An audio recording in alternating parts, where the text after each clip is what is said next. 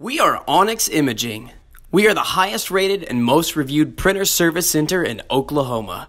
Hi, my name is John with Onyx Imaging. Today we're going to take a look at this Brother MFC L9550 and we're going to show you how to clean the scanner glass. Now the reason we're going to show you how to clean the scanner glass, we've noticed whenever we're making copies or scans, we're getting some lines and blemishes on our pages, which is going to indicate there's something dirty on the scanner glass. So the first thing I want to do is go ahead and open up the top of the scanner. And you notice right away there's actually two separate pieces of glass underneath here. You have your large flatbed scanner for doing your face-down copies, and there's a smaller strip of glass here on the left.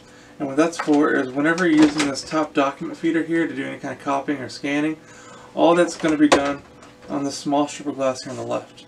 So the reason I mention that is it really helps depending on when you're noticing those blemishes occurring, whether it's when you're doing face-down copies or you're using this top document feeder. That's going to tell you which piece of glass you need to focus most of your cleaning on.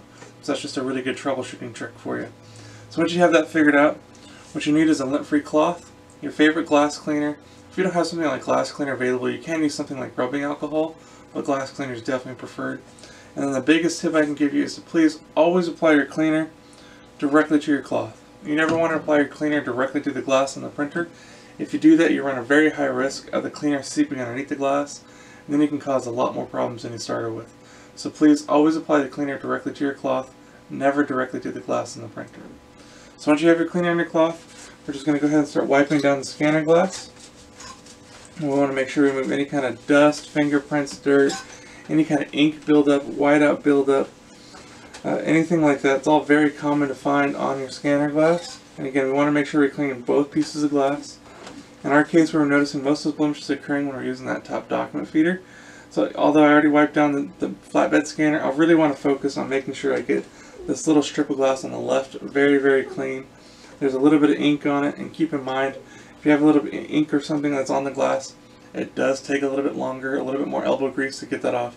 So just kind of keep going until you make sure you're happy with the way everything looks. Once you're happy with the way everything looks, you can go ahead and close the scanner. And then I would recommend doing a test copy or a test scan.